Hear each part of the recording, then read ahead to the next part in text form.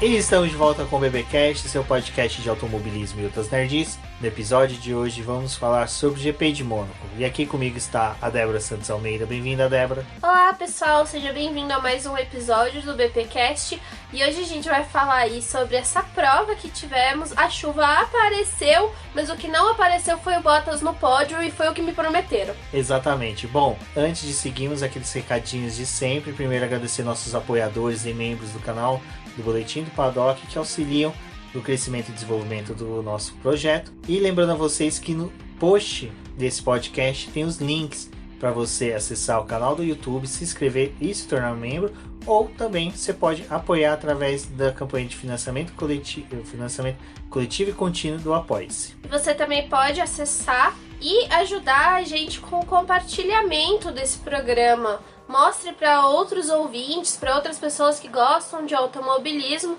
e gostam também de podcast para poder escutar o nosso programa e vir saber mais sobre o nosso trabalho. E esse podcast especialmente com efeitos sonoros de chuva.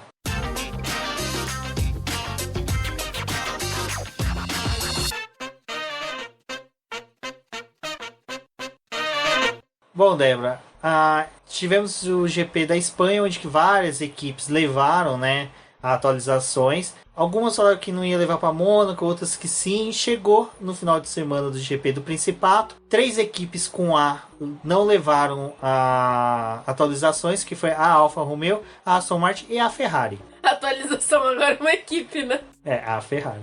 Entendi.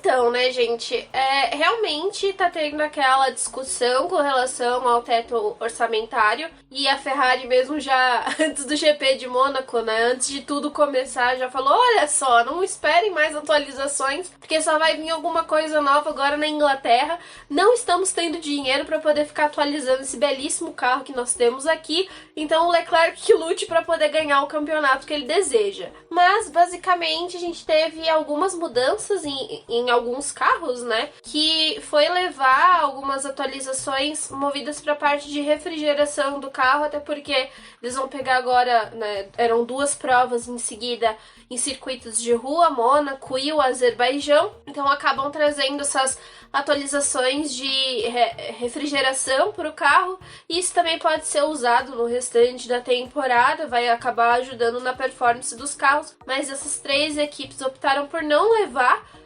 mudanças, porque já tinham levado grandes pacotes lá para a Espanha, então não viram necessidade de introduzir nada novo, para essa prova. Eu só acho estranho, a Ferrari levar não levar atualização pro carro, porque esses adiamentos do Binotto estão ficando cada vez mais insuportáveis, porque você fica vendo as outras equipes atualizando, a Ferrari não atualizando, ficando cada vez mais para trás. Atualização de refrigeração, o carro não precisa tanto, já que o Leclerc é um pé frio, coitado, não consegue nem um pódio em Mônaco quando larga na pole, então tá complicado pro garotinho. Débora, também tem essa questão, a Ferrari, as equipes de clientes dela, que nem a Haas e a Alfa Romeo, estão sofrendo um pouco com motores, porque o Schumacher e o Bottas tiveram que trocar o MGU-K dos seus carros no final de semana. A gente tá tendo essa situação com alguns pilotos, de precisar trocar já alguns componentes do motor, então às vezes eles precisam fazer a troca completa. A Ferrari tinha falado que o carro do Leclerc tinha tido aquele problema no GP da Espanha, e aí eles entraram naquela coisa de a gente não vai conseguir consertar essa peça, que era o MGU-H, e agora nos carros da Alfa Romeo e Haas teve um problema no MGU-K. E é uma situação bem complicada, porque eles acabam perdendo treino livre, acabam perdendo sessão em que eles podem fazer a verificação do carro, e infelizmente, gente, eu já estou desesperada aqui, dá pra poder ver minha voz de desespero, porque eu não consigo mais aguentar Alfa Romeo e Haas não participando de treino livre. Isso está acontecendo desde a pré-temporada, é algo muito preocupante, porque foi uma das coisas que eu acabei ressaltando, Não adianta nada a gente ter carros que são bons, em algumas pistas são até mesmo mais competitivos, mas quando chega em momentos como esse, em que é necessário você fazer a verificação dos carros, obter mais dados para poder fazer as melhorias, né, e também para poder compreender o que os pilotos estão sentindo desses equipamentos, acaba que falha esses motores ou eles encontram algum defeito no carro. Para o Mick Schumacher foi muito prejudicial, depois a gente vai ver que ele acaba abandonando a corrida no domingo, né, de uma forma bem ruim, mas é uma coisa que, assim, é preocupante porque a gente tá vendo isso acontecer não só nessas equipes que recebem o motor da Ferrari, mas também na própria Ferrari já tendo problema com a unidade de potência e já traçando que pro restante da temporada talvez tenha que introduzir um quarto motor e aí vai lidar com penalização, largá-la do final do grid. Exato, isso é até uma coisa que a gente comentou lá na nossa última live, né? Que vai ficar um pouco de negociação, né? Quando que vai trocar motor, quando que não vai ser uma coisa um pouco parecida com o que foi o final do ano de 2021, mas eu não acredito que seja já para as últimas corridas. Eu acredito que quando já voltar das férias de verão ali, a gente já vai começar a ver algumas equipes negociando essa questão de troca o motor agora, paga a punição, que nem a Ferrari. A Monza é uma pista perfeita para pagar uma punição de troca de motor, uma pista rápida. Para Red Bull, uma pista como a da Áustria, que tem sprint, que você consegue recuperar. Então, acho que a gente vai ver muito disso durante o resto da temporada. Acho que a parte ruim é que dependendo do momento em que você optar por fazer essa troca, pode ser algo mais no nível que aconteceu com a Mercedes no ano passado, né? Identificar realmente a peça que dá problema no seu motor, o que acaba prejudicando o seu desempenho, fazer só a troca daquele elemento, perdendo as 10 posições no grid. A gente acredita que, tipo, a Ferrari mesmo, ela não vai ter um azar, talvez, né? Como aconteceu com o Fernando Alonso na Espanha, em que ele não fez uma boa classificação e como já ia largar do final do grid, resolveram fazer a troca do motor. A gente acredita que Ferrari e Red Bull estão mais capacitados para poder andar na frente, mas vai que dá uma zebra aí e você acaba aproveitando uma corrida dessa para poder já introduzir um quarto motor. Lembrando que mesmo que eles, sei lá, vamos supor que tipo na próxima corrida lá no Azerbaijão isso aconteça e eles já aproveitem para poder trocar, eles não precisam ficar usando esse quarto motor agora. Eles podem só fazer a troca e aí guardar esse motor lá mais pra frente e usar os elementos dele combinando pro final da temporada. Tipo, quando faz a troca não precisa fazer a utilização imediata. Isso pode salvar algumas equipes para você já aproveitar um momento para fazer a troca. Uma dúvida que a gente tinha, né, Débora, é que se o traçado de rua de Mônaco, por ser um traçado mais travado, íamos ter muito mais solavancos ou não, mas os pilotos voltaram a reclamar, né, de golfinhadas, muitas dores ali, por causa que os carros continuaram dando solavancos e em Mônaco, que é uma pista que você freia mais bruscamente, você tem uma troca de marcha, você tem uma exigência até mesmo física maior, para os pilotos foi mais desgastante. Na verdade, esses saltos que a gente teve em Mônaco não foi igual os que a gente estava tendo nas outras pistas, né? Porque é uma pista de curvas de média e baixa velocidade e não tem retas como os outros circuitos. Mas, na verdade, o que a gente viu de relato dos pilotos durante o fim de semana foi o fato de que, enquanto eles estavam fazendo as voltas no circuito, esse carro é muito mais duro, muito mais pesado e muito mais difícil de guiar.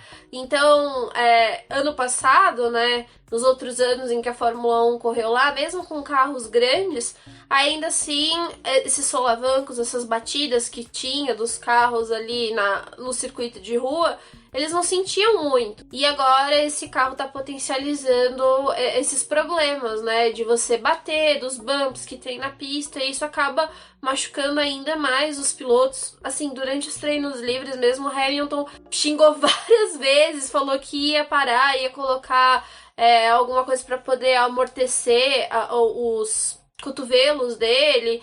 O próprio Russell falou várias vezes que aquilo estava incomodando, porque é um ponto de distração para quem está precisando ficar atento em todas as curvas para poder não bater. E isso também foi uma das coisas que acabou dificultando a Mercedes durante o fim de semana, em que eles estavam tão prejudicados com isso, com com sentir essas batidas, que eles não conseguiam tirar, assim, mais diferença do carro para poder tentar chegar um pouco mais à frente. Então é uma questão bem preocupante. Eu fiquei pensando, nossa, tipo, eles já estão reclamando em Mônaco. Imagina se aquelas atualizações, né, aquelas mudanças que teve no circuito das Américas não funcionar de nada e os pilotos passarem por mais um momento em que, além de lidar com o porpoising, lá vai ter que lidar com os próprios bumps que aquela pista tem. Exato, e nesse final de semana inteirinho, Lewis Hamilton lutou com o carro, né? Não foi o final de semana planejado da Mercedes, porque a Mercedes meio que ficou otimista demais na Espanha, mas chegou em Mônaco já nos treinos livres, tristeza total. A Mercedes ela teve esse desempenho em que ela estava tentando buscar um resultado melhor. Os pilotos reclamaram muito do carro durante todo o fim de semana e fizeram assim, tipo, o que dava, né, para poder conseguir um bom resultado, mas não conseguiram ir além. E realmente ali na Espanha eles trouxeram atualizações importantes em que acabaram mudando o carro, mas ali mesmo eles já tinham uma ideia que em curvas de baixa e média velocidade o carro ainda precisava de desempenho, né? Desenvolver isso. E infelizmente não é algo que eles conseguiram fazer de uma semana para outra. Então agora é estudar os dados de Mônaco para poder, no Azerbaijão, que é mais uma pista de rua que eles vão pegar, apesar do Azerbaijão ser uma pista mais veloz, né? Precisar analisar isso para poder até melhorar o seu desempenho em outras pistas ao longo do ano. Bom, mas uma coisa que a gente viu durante todo o final de semana foi o Pérez muito rápido, né? Parece que ele veio mordido da Espanha, quis mostrar serviço. E desde o começo ali ele começou a se mostrar que seria o oponente do Leclerc, né? Que o Leclerc também estava bem, mas só que o Verstappen não se encontrava tão bem assim nesse final de semana, principalmente em voltas rápidas, mas o Pérez tava loucaço. A gente até tinha falado daquela live que a gente fez pré-Mônaco, né, que seria interessante o Pérez ganhar, porque ele começou a ficar mais próximo do Leclerc, né, em alguns cenários. Ele poderia até chegar nos números que o Verstappen tem. Então, foi algo que a gente viu assim, tipo, desde o primeiro treino livre, ele andando muito bem, esperando o Verstappen. Ele tava muito tranquilo com o carro, assim, tipo, enquanto o Verstappen tava reclamando, o carro tá saindo muito de traseiro, saindo muito de frente. O Pérez estava tranquilo, fazendo as voltas dele rápido, ameaçando o Leclerc. E foi realmente o cara que a gente ficou de olho, né, para poder ver se conseguia até mesmo tirar a pole do Leclerc. Quando a gente vai ver na classificação, não era para poder tirar a pole, mas o trabalho que a Red Bull fez de um dia para o outro foi muito grande, porque na sexta-feira eles perceberam que tinha uma potência ali para eles poderem brigar com a Ferrari, fizeram mudanças para o terceiro treino livre e o Pérez já estava andando muito bem, liderou essa sessão e no final das contas, tipo, tava ali brigando com o Leclerc. Foi bem interessante porque mudou a visão, né, e acho que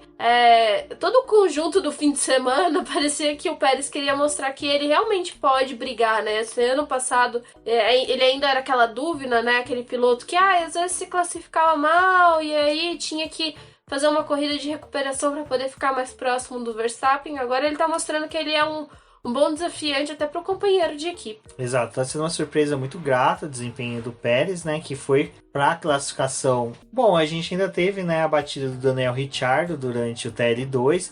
No TL1, salvo engano, ele chegou a ficar andando bem próximo do Norris, então mostrava ali que, olha, era uma situação boa pro Ricciardo, mas TL2 que é o mais importante, porque é onde que você faz as voltas de simulação de classificação. E de corrida. De você simula, né, corrida, você busca o acerto. Ele bateu com uma configuração agressiva do carro da McLaren, e isso eu acho, particularmente, prejudicou bastante o final de semana do australiano em Mônaco. A gente teve realmente isso, né, e depois o próprio Ricardo falou que esse segundo treino livre fez falta pra ele, porque é o que o Rubens falou, né? A sessão que eles acabam usando pra poder andar um pouco mais rápido e também pra poder ficar mais próximo dos muros, né? Porque é onde você consegue obter a melhor volta e isso faltou pra ele. Depois a gente vê que na classificação também ele acaba que ele não consegue tempos próximos do Norris, né?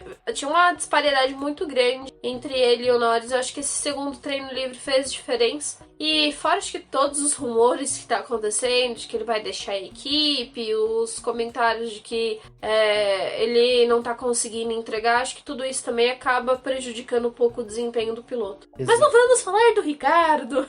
Não, vamos já pra classificação, né, Débora? Porque a classificação se resumiu bem mesmo na pole do Leclerc, o Pérez conseguindo superar o Verstappen, que se confirmou no final de semana inteiro, mas tem aquela cena cômica, porque foi engraçado, mas sem graça ao mesmo tempo, porque fiquei com dó do Sainz, que é a batida do Verstappen não, do Pérez, e depois até o encontro ali com o Sainz, que por sorte o Sainz conseguiu evitar uma batida em T, conseguiu ali virar o carro e acabar batendo só a traseira no carro do Pérez. E depois teve a polêmica, né, em que o Verstappen deu a entender que aquilo ali foi uma batida estratégica para que ele não perdesse, não conseguisse, o Pérez não perdesse a posição, né, pro Verstappen, o Verstappen assim não conseguisse a segunda posição, porque dificilmente o Verstappen conseguiria bater o tempo do Leclerc.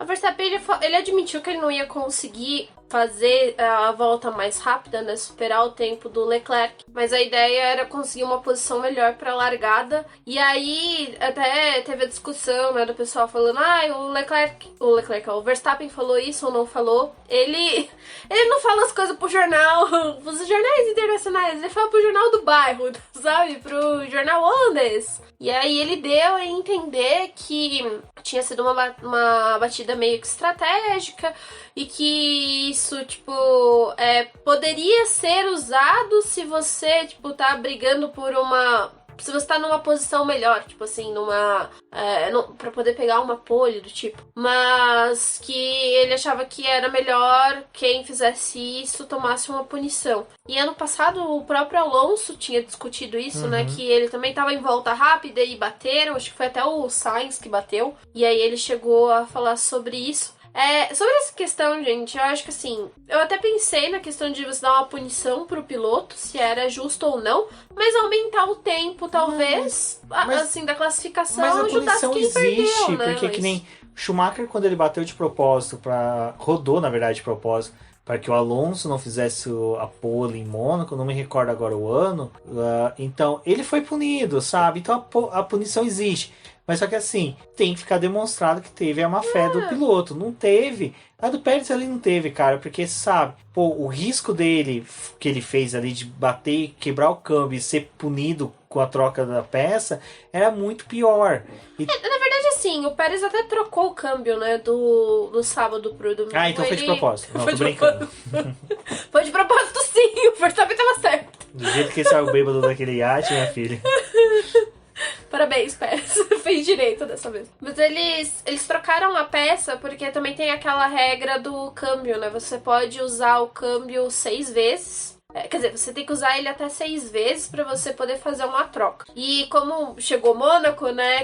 Corrida. Quem não tinha trocado, podia trocar a peça. Só que aí, tipo, você espera, né? Porque você tá correndo um circuito de rua, se dá alguma merda, você troca quando precisa. Tanto que o Pérez e o Sainz, que o Sainz também bateu, aí a Ferrari resolveu trocar logo de vez. Então, assim, foi tática, não sabemos, mas eu acho que não foi. Não foi, não. A questão que eu pensei assim, talvez numa classificação como essa, em que, tipo, faltavam 30 segundos pra acabar a classificação quando eles bateram, talvez aumentar, tipo, dá mais 2 minutos aí. Uma volta lançada pra o pessoal sai e tenta fazer a volta. Talvez seja justo fazer isso, sabe? O que é você estender mais, né, uns minutinhos de classificação aí pro pessoal fazer as voltas? Mas, assim, quem bateu estrategicamente foi o Tsunoda, que o Tsunoda tirou o Gasly, entendeu? Do Q1 lá. Aquilo ali foi uma batida estratégica. Ainda voltou e levou o carro pro Q3, né? Pro Q2. Q2, isso. Ele não foi pro Q3? Não, ele ficou 11º. Por pouco. Todo mundo fazendo tática esse final de semana.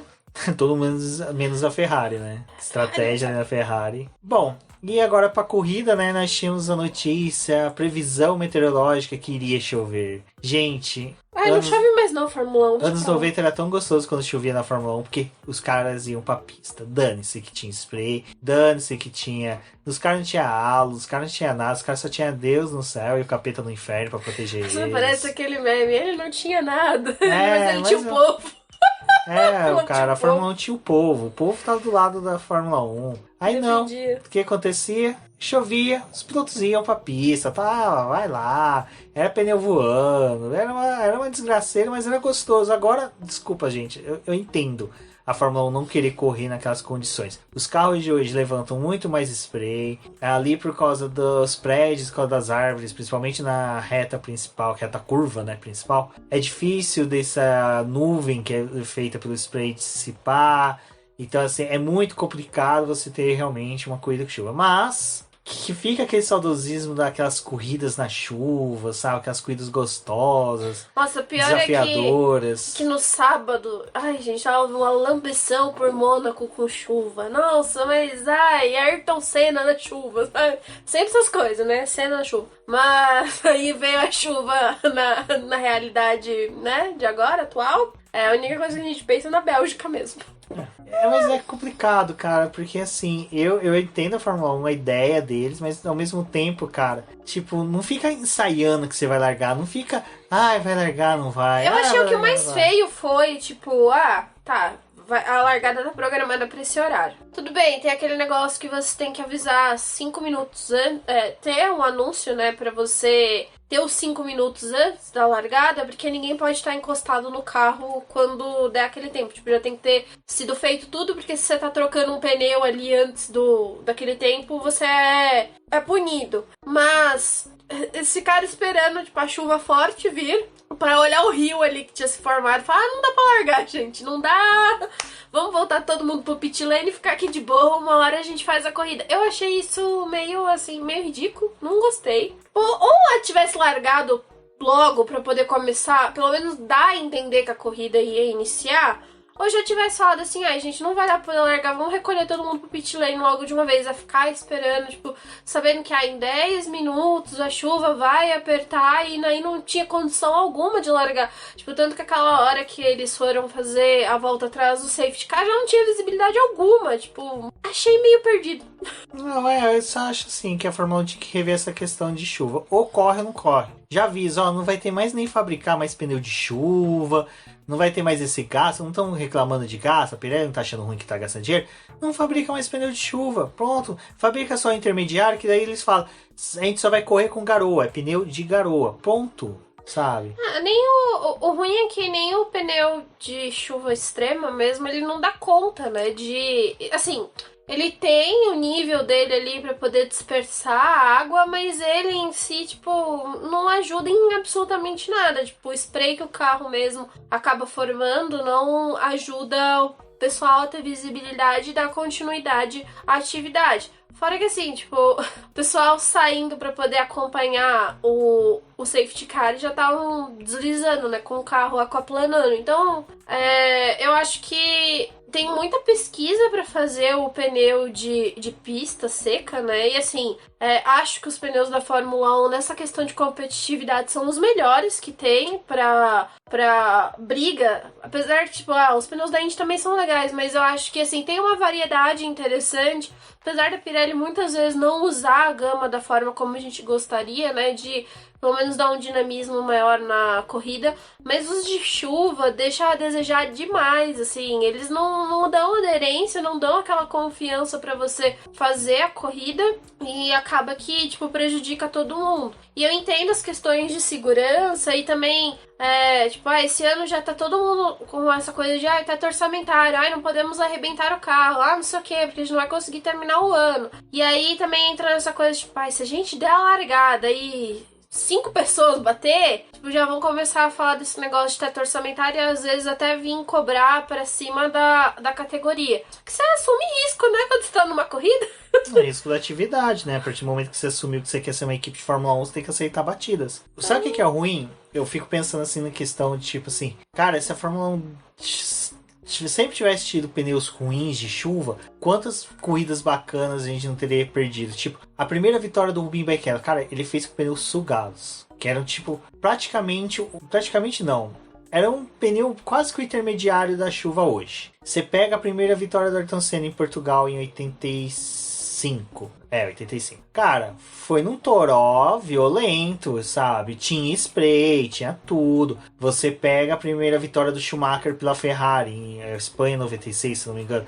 Cara, também era uma chuva torrencial. Então, assim, eu acho que a gente tá perdendo a chance de ver bons pilotos fazendo excelentes corridas na chuva. Até agora lembrou aquela corrida perfeita puxando mais para próximo mesmo, do Hamilton em 2008 na Inglaterra, 2016 o Verstappen aqui no Brasil, tudo bem, foi vencida pelo menino Rosberg, mas Rosberg não, foi o Hamilton que venceu. O Rosberg eu acho que chegou em segundo. Então, porque ele já estava administrando aquele campeonatinho dele de bosta que ele ganhou. Então, pra mim, eu acho que a gente tá perdendo uma oportunidade tremenda de ver Leclerc, de ver que nem esse motorista tentando subir minha rua. Nunca que ele conseguiria correr naquela chuva, mas... Roda até pra ouvir. Desculpa, é que como tá chovendo, minha rua é de ladeira, e ela é ladeira e paralelepípedo. A soma perfeita, e tirando que tem duas oficinas ainda em cima, que escorre um óleo de carro velho na rua, que fica beleza. Mas só pra finalizar isso, eu acho que assim, a gente perde muito como categoria, maior categoria máxima do automobilismo mundial, não correr na chuva. Tipo, a gente perde muito, perde o espetáculo perfeito, sabe? A WEC corre, MotoGP corre, Fórmula E corre, sabe? Tudo corre, os carteiros correm. Então, nossa, em Paulinha corre mesmo quando chove. Exato, então eu acho que é ruim. Eu simplesmente assim, quando falaram que ia chover, caramba, que legal, veio aquele gostinho nostálgico dos domingos de manhã que assistia de ver uma corrida em Mônaco com chuva e perdemos. Eu acho que a parte ruim é que, tipo, quando já tem a chuva, tem muito piloto que já entra em pânico, né? Tipo, ai meu Deus, a chuva, a gente não andou em chuva esse final de semana e vai ter uma corrida com chuva. E aí, tipo, não tem essa corrida com chuva porque eles não largam, eles ficam realmente com esse medo. Então, não sei, acho que precisa discutir com relação ao que fazer nos próximos anos. E agora que também já tá começando a discutir se vai ter uma renovação com a Pirelli ou se vai ser uma outra fornecedora de pneus que vai entrar para poder fazer esse fornecimento. Talvez, assim, tipo, já bater na tecla. Se for a Pirelli que vai ficar... Pô, vamos tentar desenvolver esses pneus de chuva, porque tudo bem, a gente monta um calendário para poder fugir das circunstâncias, né? Mas, tipo, Brasil não tem como você fugir, porque chove em qualquer momento em Interlagos. Geralmente, quando a corrida do Japão é marcada, às vezes tem tufão, tem uma passagem que acaba fazendo ter chuva. Hungria também é uma das pistas que, às vezes, acaba que a prova tem a chuva também. Então, assim... né? Você já tem que pensar nisso, sabe? Não dá pra você contar sempre que vamos ter o sol ali e vai dar tudo certo pra gente só usar os pneus de pista seca. E é interessante trabalhar com os pneus de chuva porque zera completamente a estratégia. Então você pode ter uma corrida mais dinâmica, mas se toda hora você tiver que interromper a prova porque não tem condição de correr com aquele tipo de pneu, então assim, um abraço, né, gente? Ou a Fórmula 1 contrata como diretora de prova a Tempestade do X-Men, que daí ela controla o clima na Fórmula 1. Eu penso também, foi uma coisa que eu tava falando com o homens, eu sei que é muita viagem no sentido, mas assim... A Tempestade como chefe. A gente ter, tipo, a Pirelli ficar com a parte de pneus de pista seca e a gente ter uma fornecedora só pra pneu de pista molhada, sabe? Faça um pneu decente pra pista molhada. Isso coloca a Firestone faz um slick, que nem faz da Fórmula da Indy, que funciona na melhor. Chuva e na pista seca. Não, mas não vai fazer pneu de chuva pra quê, minha filha? O meu pneu slick funciona até menos com pato, que eu nunca vi pato que não consegue andar na água. E não funciona também com Norris. Com Norris. Provavelmente. Exatamente. McLaren não funciona nada. Bom, e aí tivemos a corrida perfeitinha, bonitinha, todo mundo largando com pista de chuva extrema, que só funciona com chuvisco, né? Nem é chuvisco, sabe quando molha a árvore, alguém chacoalha a árvore, cai aquelas gotas d'água? Então, é isso, só que aquele pneu aguenta. Então, tivemos lá, e aí começou, né? Pra colocar os intermediários, e os ponteiros não. E os ponteiros, né, naquele trenzinho bonitinho ali na frente, né? Outra raiva que fiquei, me prometeram uma largada decente. Foi atrás do safety car. A Débora ficou com tanta raiva que saiu até fogos aqui. Raios. Mas... Trovões. Assim, na largada atrás do safety car, eu já começo assim, cara, que bosta, sabe? Que bosta. Mas, né, vamos lá, né? Tudo pela segurança. E, gente, quando eu falo isso, eu entendo a questão da segurança, mas, sabe, tá chegando uma hora que tá ficando meio chatinho isso. Aí, né, Débora, intermediários, e aí a gente vê o todo-poderoso, criador do céu e da terra, Carlos Sainz, falando: vou direto pro pneu seco, pra slick, não quero saber de intermediário. E aí que tá, não era hora do engenheiro do Leclerc chamar o Leclerc no rádio? Sim, o Leclerc, ó, na miúda, velho. Sainz vai direto pro slick. Topa! Só pro Leclerc falar sim ou não. Agora nem isso o miserável fez. E aí o Leclerc ficou vendido a uma estratégia mirabolante, sabe, da engenharia reversa da Ferrari, né? Uma coisa que eu tava discutindo, né, é que eu acho que assim, o Leclerc, ele é um bom piloto, ele é rápido, mas falta um pouco de técnica pra ele. Falta ódio nele. Falta um pouco de ódio também, assim, e eu, olhando para o que aconteceu ali, né, na situação, ele... E não é essa corrida, gente, já é outras corridas, sabe? Ele fica vendido com a estratégia, o que a Ferrari estabelece pra ele. Tipo, o que foi discutido ali pré-corrida. A gente tem plano A, plano B e plano C. Ele fica naquilo, sabe? Tipo, ele não vai além. E aí, tipo, fugiu do script ali com a chuva, né? Acho que o que vamos fazer? E eu achei o Sainz muito incisivo, tipo, o engenheiro dele tentando negociar com ele. Não, mas a gente vai pro intermediário. Não, eu não vou para o intermediário, eu vou para o pneu de pista seca. E se precisar, eu desço do carro e troco o pneu, entendeu? O Sainz, ele tava nesse nível. E o Leclerc não, tipo, vamos de pneu de pista molhada, o verdinho aqui, que é pra menos garoa, né? Pra você. Vamos, tá bom, vamos parar e colocar. Aí depois ele fica bravo que pararam ele de novo pra colocar o pneu de pista seca. Tá assim, te falta ódio, sabe? O Leclerc... um negócio. Cara, eu fiquei com muita dó dele, mas a minha dó justamente acaba nisso, sabe? Dele não ter uma leitura de pista. Ele não teve leitura de pista. E ele tava eu posso na frente, falando tava merda, liderando. eu posso estar falando errado, liderando. que às vezes pode ser que tenha rolado algum rádio em que ele tenha debatido, mas eu não vi. Então eu já tô indo por esse princípio de que ele não debateu com isso. Eu também não vi ninguém trazendo rádio, tipo... Porque geralmente quando tem rádio nessas circunstâncias de debate entre os engenheiros... Porque nos treinos livres a gente teve vários, né? Mas não teve isso, não vi isso rolando, tipo, do Leclerc, né? Ele aceitou muito fácil. E aí a Ferrari faz 2 paradas e, tipo, uma parada já coloca ele atrás do Pérez, porque também outra coisa que eu não entendi foi o fato de, tipo, tá bom, a gente vai responder a parada do Pérez, mas ali a pista já tava secando e já tinha gente querendo ir pro pneu de pista seca. Já tinha gente com pneu de pista tipo, seca. por que você não... vamos arriscar, tipo, a gente vai parar e já respondi a parada do Pérez que foi antes, né, antes de todo deles, já respondi imediatamente se fosse colocar o pneu o verde, né, ou tipo, já vamos ficar um pouco mais na pista e já colocar o de pista seca, porque a Red Bull vai ter que parar de novo pra colocar esse pneu. Eu não entendi o que aconteceu. E assim, se ele tivesse ido pra trás do Sainz, né, como aconteceu, Ferrari inverte a posição, sabe? Tipo, a Red Bull já tá arcando fazendo isso. Então, assim, dá pra vocês fazerem também.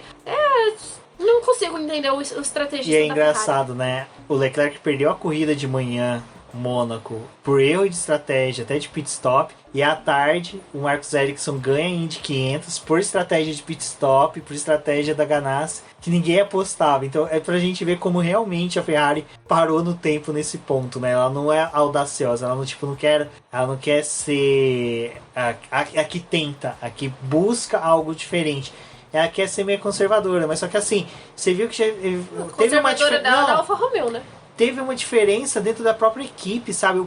O segundo piloto teve uma leitura melhor da pista que o primeiro. Então, assim, e foi legal até esse final de semana que os segundos pilotos comandaram, né? Nossa. Foi Pérez e Sainz ali, cara, só conversa latino-americana, né? Tá no espanhol violento ali, sensacional. Mas, né, eu fiquei com dó. Bom, pessoal, vocês estão percebendo que a gente tá até com um background aqui, um solzinho assim de fundo de chuva violenta. Bom, e quem ficou com uma violência contra si mesmo foi o Leclerc, que de líder da corrida caiu para quarto, né?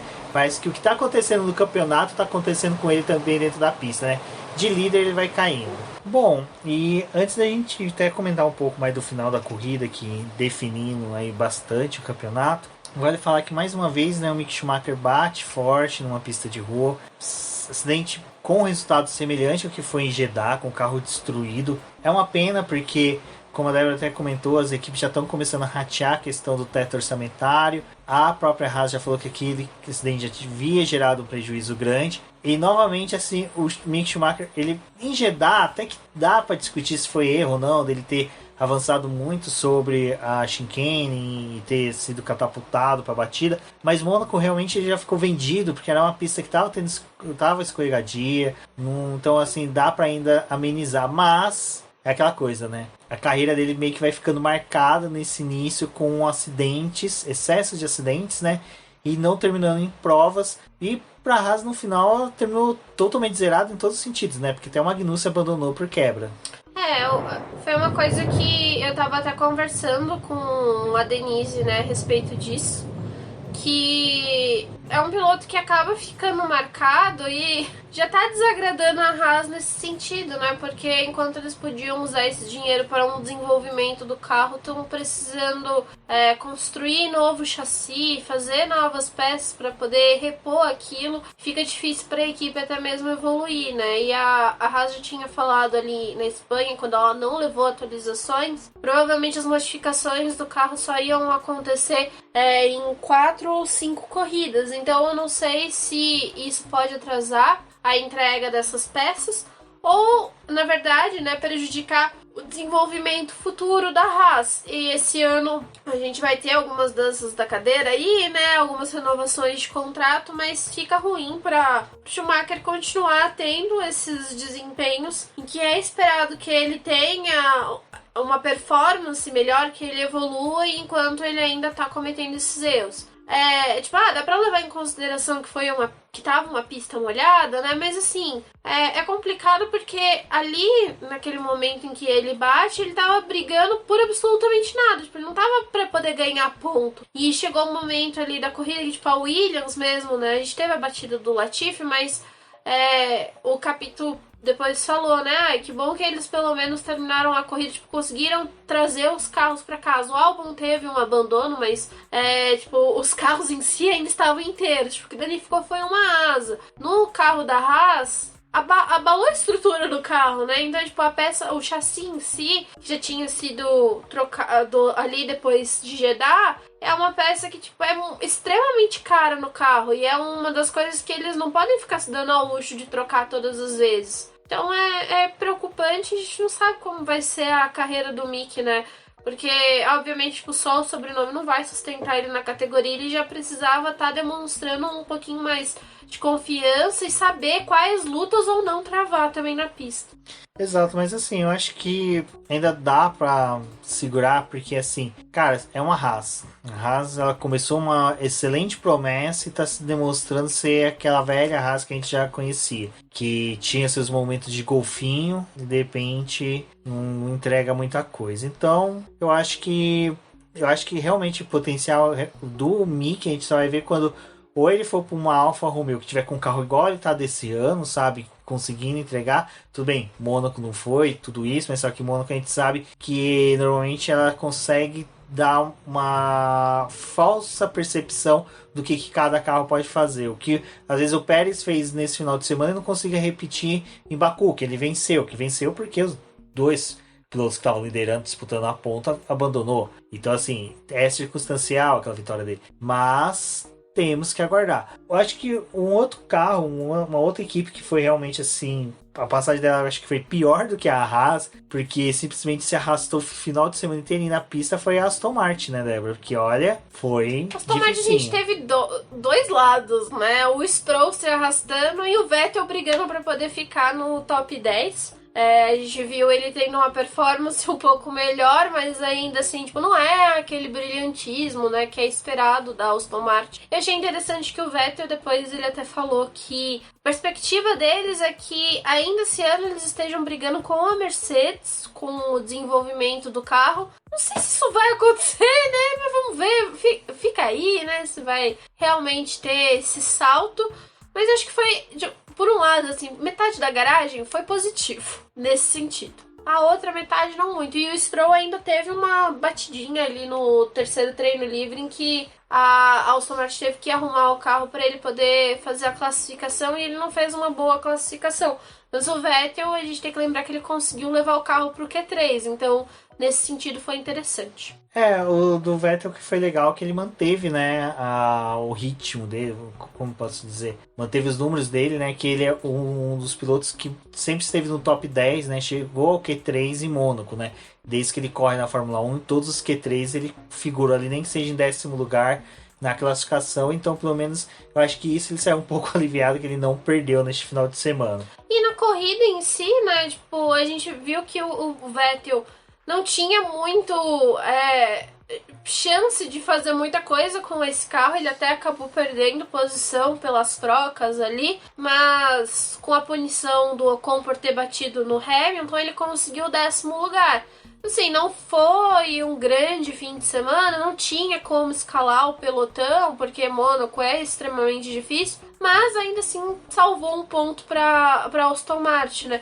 E eu, assim, essa carruagem, né, que está passando aí, eu achava que a Aston Martin ela ia estar meio que nessa, sabe? Tipo, estamos dependendo de uma punição de alguém aqui para conseguir um ponto. Estamos dependendo aqui de um erro de alguém pra gente conseguir uns pontos. Salvaram alguns pontos já, mas esse mais um aí é bem positivo, até porque a gente tem, tipo, a AlphaTauri com 17 pontos, a Haas com 15 e a Aston Martin com 7, né? E a Williams tem 3. Então, para eles, pelo menos, conseguir mais um pontinho aí pode fazer a diferença no campeonato, dependendo de como continuar os desempenhos da AlphaTauri, que também não tá sendo lá aquele espetáculo que a gente imaginou que ia ser. Bom, e isso registra, né, que o último Aston Martin que a gente viu rápido em Mônaco, em Monte Carlo, foi a DBS lá do Daniel Craig em Cassino Royale, que pelo menos foi rápida, capotou também na chuva, né? Então acho que é por isso também que a Aston Martin ficou com um pouco de medo ali de pegar e correr na chuva. Bom, temos que falar da Alpine. Alonso, né, simplesmente, né, tava com um caminhão trucado naquela pista, assim, ele tava com aquele caminhão que varre pista, porque formou um trenzinho, né, sabe, piuí abacaxi do Fernando Alonso, que segurou todo mundo. Tem até no Instagram do Boteco F1, o Sérgio postou lá a imagem, né? Que tipo, num extremo da pista tá os ponteiros e no outro extremo tá toda aquela fila formada pelos carros atrás do Fernando Alonso, né? Assim, tem o mérito do Alonso, sim, que conseguiu segurar, parabéns. Quer mas passar, passa por cima. É mais uma coisa da pista, né? A pista também possibilita. Mas assim, falar que não tem ponto de ultrapassagem, cara, o menino Tsunoda conseguiu fazer ultrapassagem. Então, se o Tsunoda... apesar que é o Tsunoda, né? Consegue... O Tsunoda, ele enfia o carro onde dá, meu filho. Se dá ou não, ele passa. O Tsunoda, ele a memória dele é da Fórmula 2. Dá pra enfiar o carro em algum lugar e ele vai e passa. Exato, mas ali Fernando Alonso segurando todo mundo e Ocon, né? Que teve esse encontro com o Hamilton. Depois de uma entrevista, ele falou: foi acidente de corrida, não merecia punição. Discordo. Eu vi ali um pouco dele realmente deixar o carro mais para poder bater, não bater de propósito, mas aquela coisa assim: Hamilton, se você quiser, você aceita a batida para me ultrapassar. Então, o Alonso, ele não tinha o que fazer, né? Um Alpine, sabe? Não... Tinha que ser um alpinista para passar por ele. Ele conseguiu fazer uma boa classificação, largar de um 7º lugar total, mérito do Alonso. Talvez, assim, a ultrapassagem nele teria acontecido se a gente tivesse uma largada normal, né? Não atrás do carro de segurança. Tinha aquele trilho seco e o trilho molhado, que foi a mesma coisa que aconteceu lá em Imola, que não permite você colocar os pneuzinhos de pista seca para poder passar, porque eles escorregam mesmo, eles não têm aderência nenhuma no piso molhado. Então, o Alonso, ele fez o trabalho dele, que era manter a posição, ele não tinha o que fazer. Não ia brigar com o Norris, porque ele não tinha carro para isso. Fez o máximo ali para poder segurar a filhinha que tava atrás dele e aquela coisa, você quer passar? Tem o lado molhado aí, boa sorte para você que quer me passar. Eu não achei não achei que ele tinha que abrir, tipo... Ah, não, abrir jamais. Gente, já é demais, assim, sabe? Esperar que o cara que tá brigando por pontos vá abrir pro adversário. Que eu acho que não teve, chegou a ter reclamação pra ele abrir. Eu vi o Ocon, né, falando, ó, fala pro Alonso deixar passar. Tá pedindo, mas vai fazer o quê? Vocês têm um Hamilton no meio. Você quer que o Alonso pare pra você, tipo, magicamente ser transportado pra frente do Alonso? Assim, não ia rolar, né? Você vai saber, né? O Ocon também, com aquela cabeça dele, vai pedir pro Alonso tirar o Hamilton da corrida. Mas assim, podia ter tentado, sei lá, no túnel. O túnel tava seco, né? O túnel tava seco, dava pra poder tentar alguma coisa. Faz que nem aquele meme que o pessoal compartilha bastante. Sempre tem corrida GP de Mônaco que fala: carro de Fórmula 1 gera tanto downforce que ele conseguiria atravessar o túnel de Mônaco no teto. Aí tem o Maldonado embaixo. Só agora que você me avisa? Cara, vai ver, o Ocon poderia ter feito isso, né? Dava um loop ali. Mas aí seria o quê? Assim, infelizmente... Se ele passa no teto, deixa de ser efeito solo, passa a ser efeito teto? Não saberemos. Nunca saberemos. Mas os carros estavam extremamente grandes. Tipo, eles estão extremamente grandes. Eles não são pra... Não, eles estão tão grandes que exatamente uma moça fez sinal andar, pensando que o Mercedes do Hamilton era um ônibus. Pois é, então assim, não tá dando pra poder andar. Andar no carro da Fórmula 1 você não tem que ter superlicença, tem que ter bilhete único. Eu ainda, assim, desculpa quem tá ouvindo que não gosta de Mônaco, eu vou continuar defendendo Mônaco na Fórmula 1, vai ficar assim, porque se precisar eu renovo o contrato, entendeu? Faz uma corrida especial, sei lá, vocês não querem ter ponto, faz uma corrida especial, assim, tipo, vamos todo mundo correr em Mônaco pelo livre prazer de correr aqui, sabe? Uma coisa assim. Cara, eu não gosto de Mônaco, não assiste, é fácil, ponto. Agora... Mas, assim, os busão tava ali e, infelizmente, assim, uma coisa que eu penso Fórmula 1 precisa diminuir esses carros, porque do jeito que tá, daqui a pouco a gente tá correndo com 2 vans escolar, entendeu?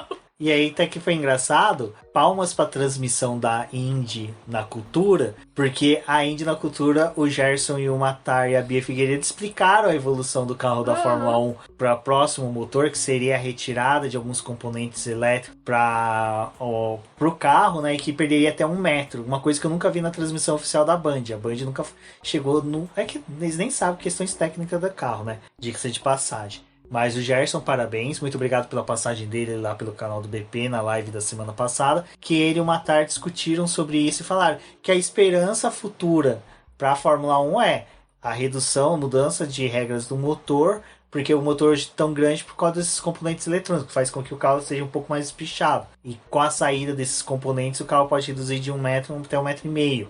Então, cara, reduzir um Rubens de carro tá muito bom. É engraçado, né? Porque quando a gente vê, tipo, na televisão, você fala, nossa, uns carrinhos pequenos, né?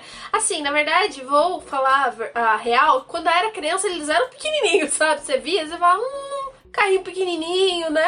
Agora é umas baita pitela que tá correndo, entendeu? Então, assim, não está dando. Fórmula 1 melhore o tamanho dos seus carros. Que daqui a pouco a gente vai estar jogando Eurotruck, entendeu? Não, o LMP1 é menor. O carro de Le Mans, aqueles Audis gigantes que a gente achava que era maior, da Audi, da Porsche, era maior, agora tão menores. Então, assim, é menor entre eixos, né? A questão de toda a estrutura ali é um pouco maior.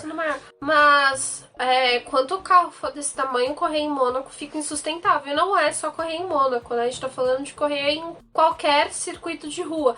Apesar que os carros da Fórmula 2 não são do tamanho do carro da Fórmula 1 e ainda assim lá também não tem ultrapassagem. É uma característica da pista, né? É difícil de você ultrapassar. Ali, na verdade, é você ter o sangue frio para poder passar bem próximo do muro, tirar o máximo de tempo que você consegue e fazer a melhor volta, sabe? Mônaco não é pra você ficar batendo um no outro ali, pra poder conseguir fazer ultrapassagem, pra poder... Não é essa a função da pista. A gente tem pistas melhores pra poder entregar ultrapassagem, mas eles estão correndo com carros extremamente grandes, então tá na hora de pensar num regulamento que, bom, a gente chegou no ápice de ter a disputa que a gente queria de um carro com outro, agora a gente precisa fazer alguma coisa para poder tornar eles um pouco menor. Exato, e até isso que você falou é interessante. Mônaco não é para ter ultrapassagem mesmo, sabe? Já foi a era das ultrapassagens do Mônaco. Mônaco é a questão da estratégia. É o piloto que vai ter sangue frio para tentar tirar o tempo, fazer volta mais rápida, onde que ele passa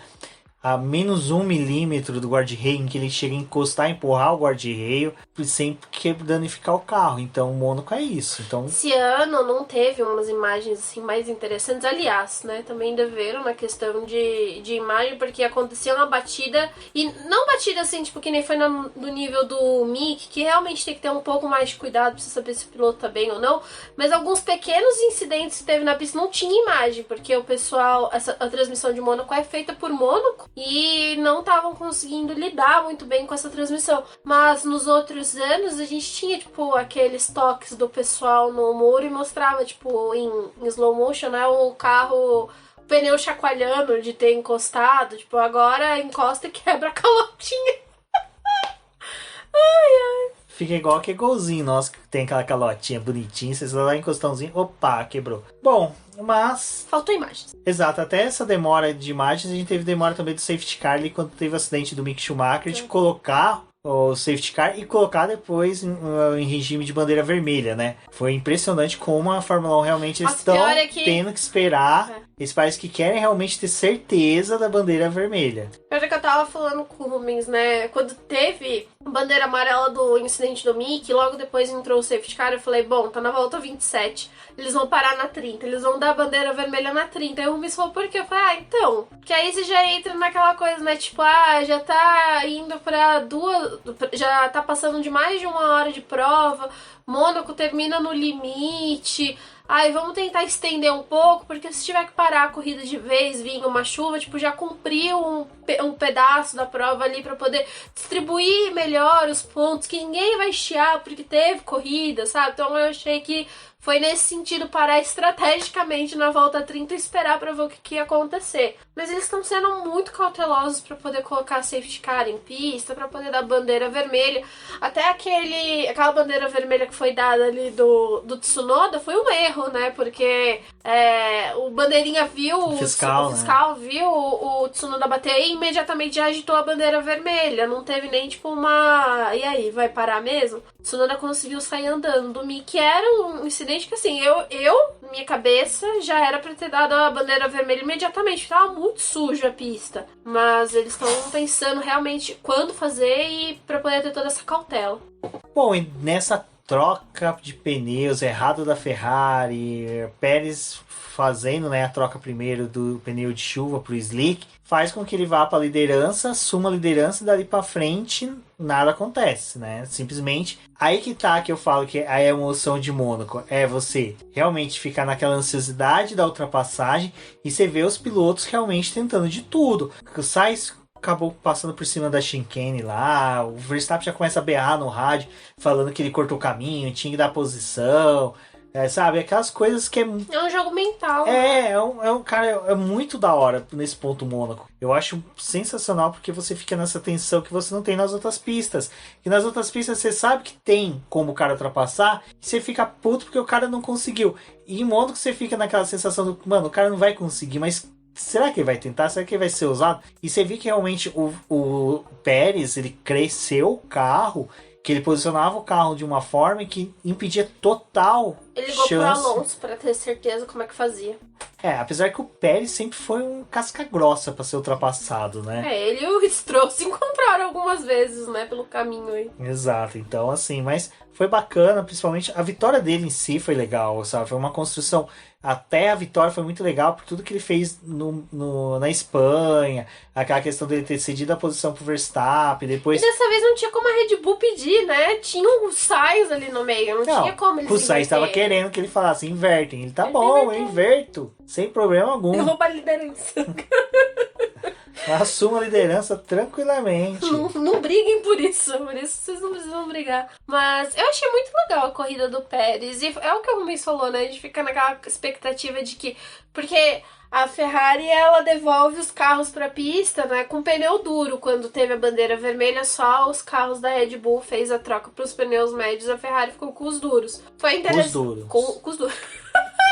Foi legal pelo fato de que chegou um momento ali da corrida que por mais que não ia acabar no limite de voltas, ia terminar por tempo, o pneu do Pérez já estava bem desgastado e o Sainz continuou ali, né, pressionando para poder tentar induzir o Pérez a um erro e assumir a liderança. Mas eu também achei legal, assim, a consciência do Sainz, né? Ele não tinha como eu ultrapassar, tava difícil mesmo, não tinha o que eu fazer, mas o que eu tentei se o Sainz errasse, eu ia assumir a liderança. E outra coisa que ele não foi muito além, porque ele também ficou com medo de qualquer encosto que ele desse ali no encontrão que ele desse com o Pérez, de fazer o adversário abandonar e acabar tomando uma punição que não ia adiantar de nada, né? Tipo, vencer e ter uma punição pra poder lidar mais à frente. Então, é uma coisa que não compensava. Tipo, pra Ferrari era melhor ter esse segundo lugar. Então, eu achei também que, por mais que tenha acontecido isso, o Sainz, ele tava muito consciente do que ele tava fazendo na pista. Foi legal ver o Pérez, mesmo com o pneu já danificado, administrando a corrida. E assim, foi a sensação. Quem assistiu a corrida do domingo da Fórmula 2 viu uma coisa tipo Pérez e Sainz, a mesma coisa que aconteceu com o Drogovic e com o Theo Pourchaire, porque o Theo Pourchaire também tentou ficar ali brigando com o Drogovic para poder assumir a liderança, esperando o Drugo cometer algum erro, e a gente teve, uma corrida, né, nas últimas voltas bem semelhantes das duas categorias. E até vale registro que o carro da Fórmula 2 deve ser o quê? Metade do que é o carro da Fórmula 1. Eu acho que, se não me engano, ele é bem próximo em tamanho dos carros da década de 90, começo dos anos 2000. Então, assim, pra quem assistiu a corrida, as duas corridas foram sensacionais, tanto a sprint como a principal, mas realmente teve muita dificuldade, teve poucas ultrapassagens. A ultrapassagem era mais o pessoal mesmo que é louco da cabeça, molecada que, sabe, não tá ali pra... que os moleques vai por tudo ou nada, né? Mas quem tá disputando o campeonato, que nem o Drugo e o Theo, não vai arriscar perder os pontos preciosos que tem ali do campeonato por uma besteira. Então, também foi legal nesse sentido. Depois do que o Drugo passou no sábado, né, que eu acho que a MP falou assim, vamos chamar o estrategista da Ferrari pra nos ajudar? Porque, cara, quem é fã do Leclerc ficou puto com a Ferrari, quem é fã do Drugo, que tá querendo matar os estrategistas da MP, mas isso daí vai valer algum momento. Ou botaram o Leclerc no carro do Drugo pra poder tentar tirar a sorte. Tirar o azar, né, na verdade. Já corre aqui pra gente ver aqui se tá uma coisa, Leclerc. Não tirou tudo, tá? Não, mas, assim, o que é mais importante é que Carlos Sainz conseguiu mais um P2 em Mônaco. Parabéns. Sabe, o que o Leclerc era o eterno P4, continua, né? P4, coitado. Nossa, como voltou, né? Voltou. E o Russell lá em P5. O Russell, assim, não estão me vendo, né? No momento, assim, Copperfield. Não estão me vendo, estão magicamente comparecendo aqui no P5. Leclerc P4, mas o Sainz novamente P2, né? Cara, que, assim... Eu acho que o Sainz mostrou exatamente aquele piloto que a gente gostava de ver na McLaren, que viu ano passado na Ferrari. Ele novamente, não tem desmérito ele não ter passado o Pérez, porque realmente é tudo que a gente está falando. É uma pista muito difícil de ultrapassagem. Se você não é um louco que nem o Tsunoda, você dificilmente conseguiria ultrapassar. O Zul também fez uma ultrapassagem. Não, aquela perdida que o Zul fez, que ele fez em drift e atravessou a chicane, foi sensacional. Mas do Sainz, eu acho que vale a pena tomar que isso dê um ânimo para ele, né? Eu acho que ele ficou tão animado com a vitória do Real Madrid no sábado, que ali debaixo do macacão ele tava com a camisa do Real Madrid ali, do Vini Júnior. Tava loucaço também querendo... Fiscalizou, dona Fia, as roupinhas de chama? Que eu tenho certeza que se o Sainz tava com a brusinha do Real Madrid, não era de chama, tá? Tá fiscalizando a roupinha íntima dos pilotos. Se ela fizesse, é um serviço que eu gostaria na Fórmula 1. Gostaria também. Fiscalizar. Mas o Sainz foi também outra coisa que eu estava conversando com a Denise, converso muito com a Denise, aliás. A gente estava falando disso, né? Que o Sainz, ele realmente ainda não se adaptou ao carro da Ferrari, mas ele tem esses momentos aí em que ele consegue ter bons resultados. Tipo, não é o carro da Ferrari ideal, o estilo de pilotagem dele não casa muito bem com esse carro, mas ele tá se esforçando. Então acho que, tipo assim, depois dos resultados ruins que ele teve, segundo lugar foi muito bem-vindo, ainda mais em Mônaco. E aí agora a gente espera que, tipo, venham resultados melhores e que a briga dele com o Pérez consiga melhorar, porque ele tá já há um tempinho ali atrás do Russell, né? Ele caiu pro 5º lugar do campeonato. Então ele precisa, tipo, passar o Russell e chegar no Pérez para poder brigar por esse 3º lugar. Então é necessário que ele tenha desempenhos melhores, porque mesmo esse 2º lugar dele não levou ele a passar o Russell. Mas assim, se o Sainz tentando se adaptar ao carro conseguir um P2 em Mônaco, imagina que ele se adaptar totalmente, né? E nessa questão de adaptação a gente vai parar por aqui de falar e vamos para o protesto da Ferrari, porque, gente, assim, Verstappen e Pérez pisaram na faixa de saída dos boxes. Desde o ano passado mudou as regras, falando que, olha, se o piloto pisou e foi de força maior por algum motivo externo que forçou ele a pisar, não sofre punição. Tsunoda foi punido por causa disso ano passado na Áustria. Então, mas esse ano já não tem mais isso. Não é verdade, aconteceu um negócio ali que eu fiquei tipo, o quê? Mas tudo bem, né? Explica, Débora, porque também eu hoje fiquei perdido com tanta troca de tweets, pessoal mostrando print daqui, print dali, isso, aquilo. Primeiro que a Ferrari ela tentou ir lá com o protesto bonitinho, né, pra ver se conseguiu alguma coisa.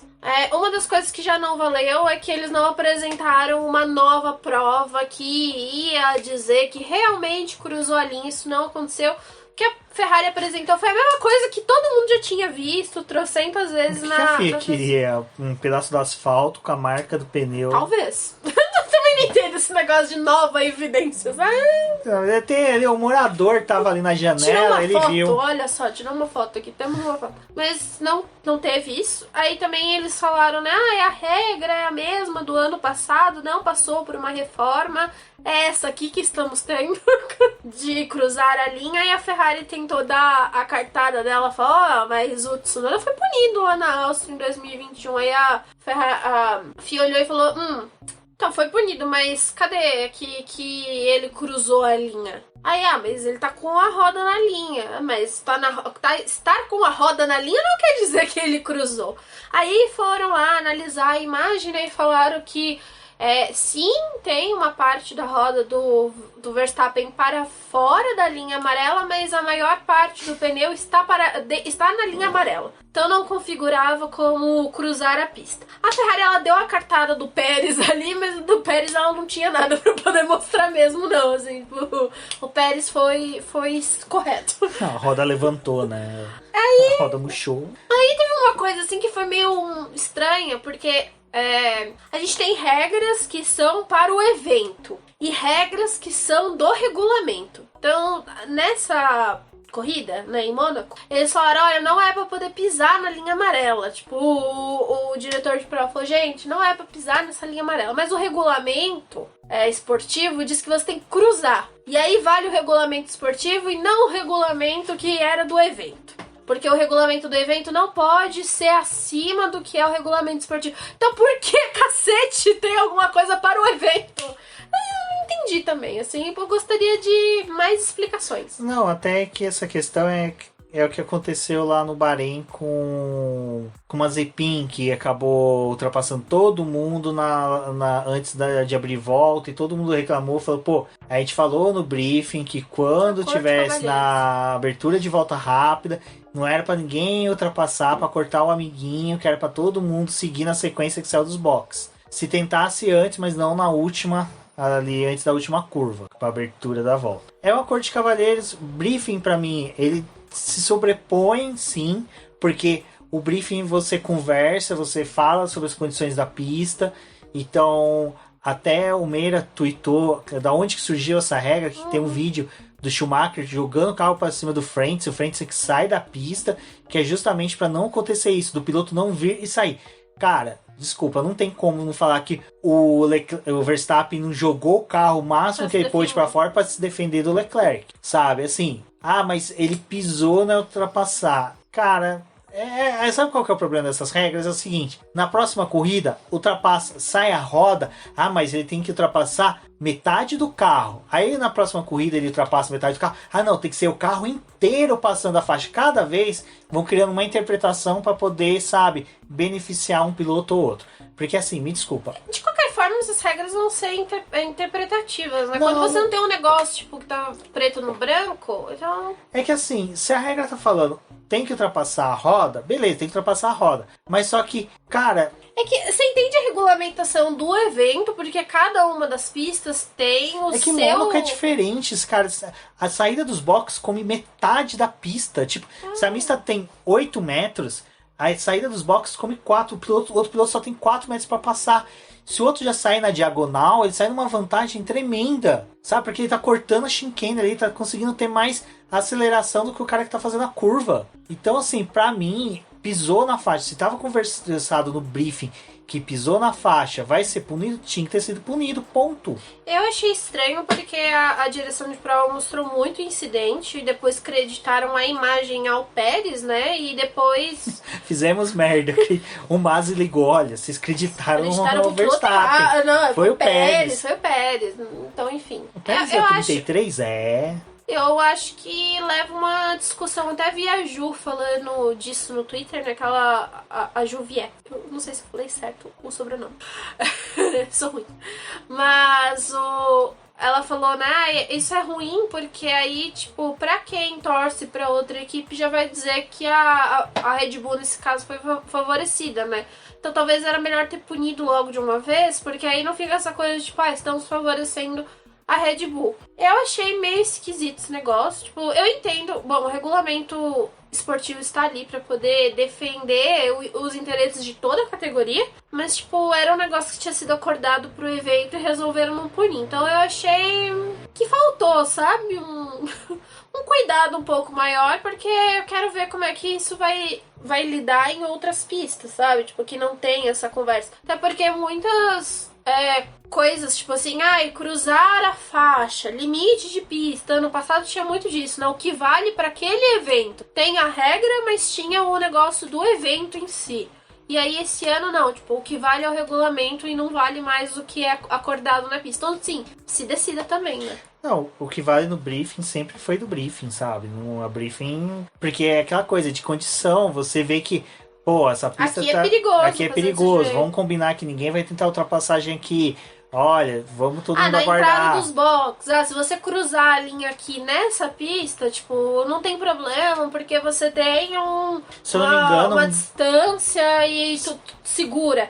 Mas, tipo, tem outros circuitos que, cara, se você não pegar a linha branca certinha pra você entrar no pit lane, você caceta alguém, sabe? Não dá pra Hungria, se na tangência pra abrir a última curva, você tem que comer um pedaço da faixa que entra dos boxes. Se ficar essa regra que não pode ultrapassar, não pode pisar, o cara vai se ferrar, haja braço. Ainda mais com esses ônibus agora. Mas enfim, é que a FIA, cara... vamos ser o STF do automobilismo. Vamos seguir a regra ao pé da letra. Mas o pé da letra tá com tanto chulé que os caras tentam evitar que acabam fazendo merda. Então, sei lá, eu acho que fica muito difícil você querer defender essa nova postura da FIA quando eles simplesmente fazem interpretações totalmente errôneas do que eles mesmos escreveram.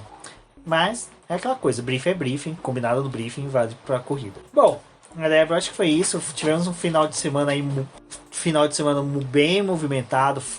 Débora aqui, a menina levantou 5 da manhã já para assistir Fórmula 2, já ficou para Fórmula 1, depois Indy, 600 milhas de Charlotte. Então, assim, foi um final de semana bem bacana. Acompanhem o Bilhetinho do Paddock pelas redes sociais. Vamos ter a live aí na terça-feira.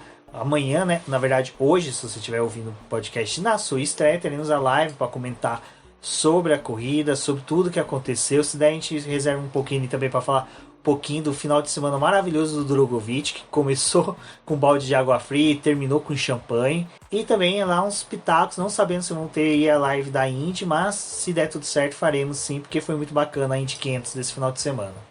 Bom, pessoal, obrigada a todo mundo que escutou o podcast até aqui, né? Desculpem as nossas piadas ruins e alguns comentários.